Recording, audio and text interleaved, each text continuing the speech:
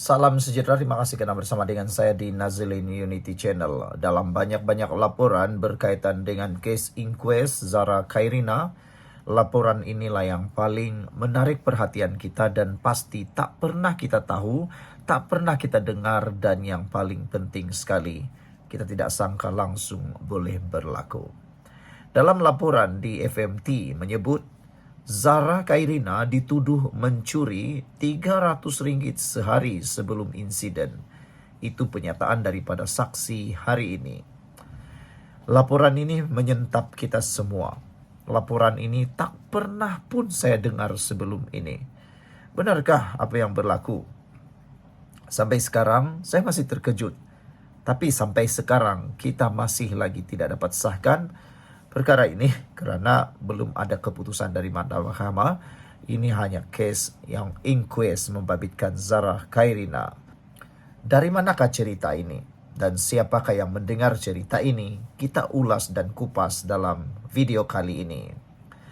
Pengawal keselamatan berkata, seorang pelajar yang dikenali sebagai E memberitahu dia hilang Rp300 dan kad bank.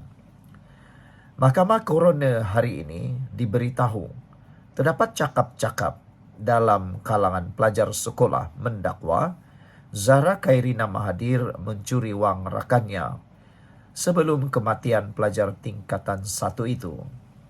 Pengawal keselamatan Sekolah Menengah Kebangsaan Agama Tun Datu Mustafa Papar Lina Mansoding alias Jaliha, 65 tahun berkata, dia hanya mendengar cerita curi itu daripada pelajar sekolah berkenan selepas kejadian malang berkenan.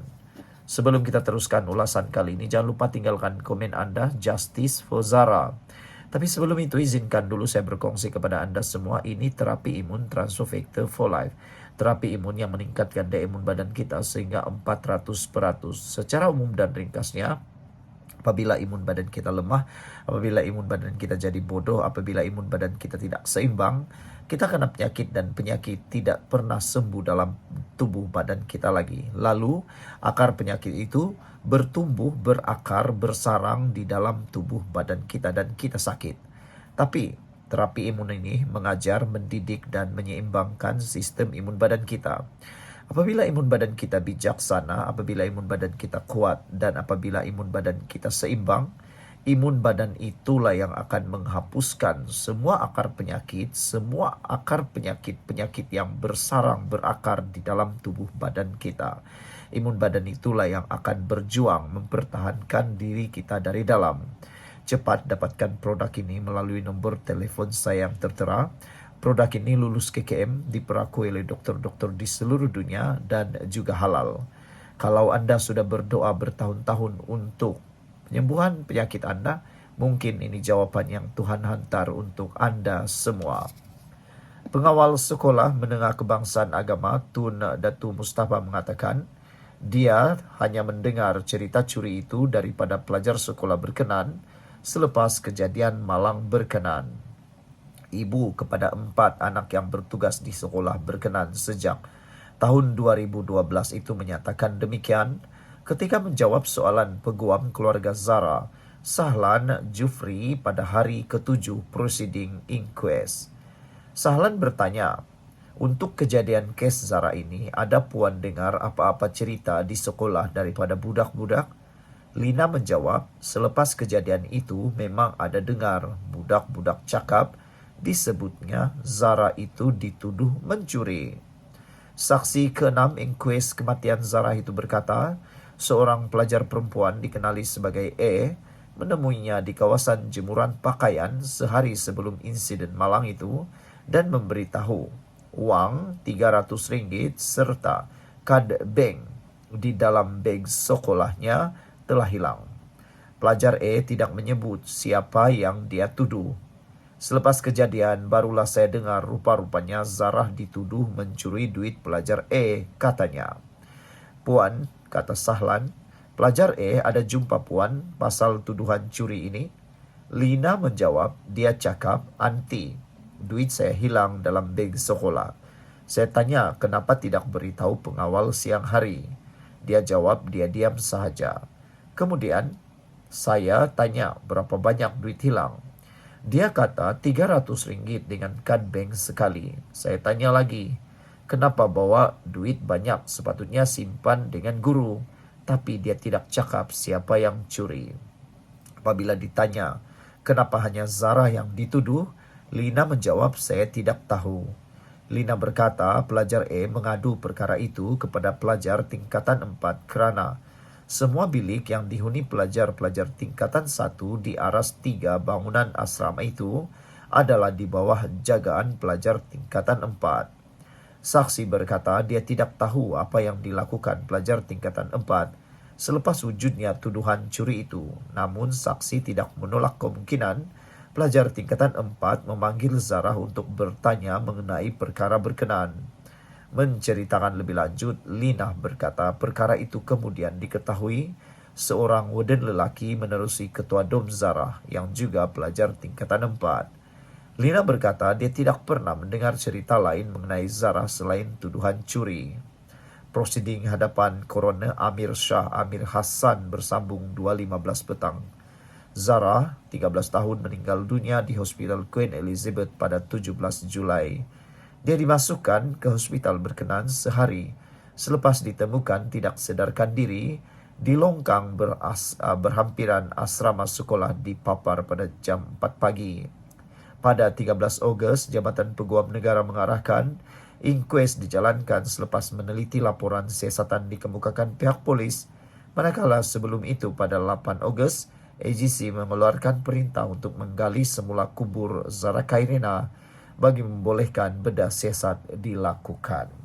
Saudara-saudara sekalian, dalam beberapa komen netizen di media sosial, ramai yang terkejut dengan pendedahan ini. Seperti mereka, saya juga terkejut.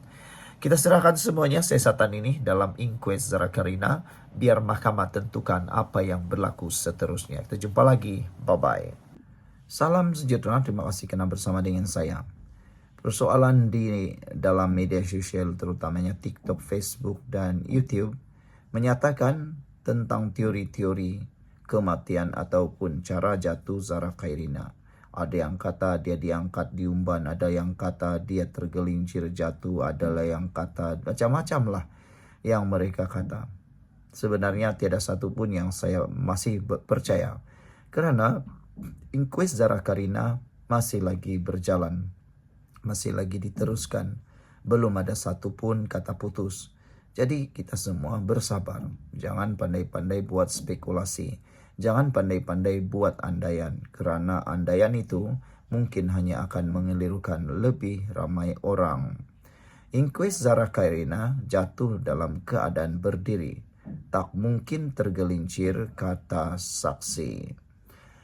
Pakar patologi Hospital Queen Elizabeth HQE, Dr. J.C. Hugh, menyambung keterangan pada prosiding inquest di Mahkamah Coroner hari ini.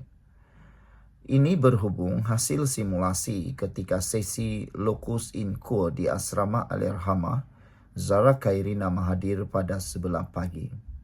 Pada 11 pagi beliau hadir pada prosiding locus in quo yang dibuat di hadapan Coroner Amir Shah Amir Hassan di Limawan, Kinarut, Papar.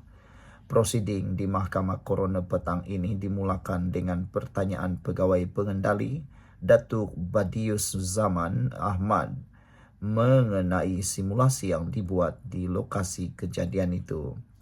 Dr. JC menerangkan dapatan simulasi menggunakan patung itu yang dibuat berdasarkan dua situasi berbeza, masing-masing dalam keadaan duduk dan berdiri.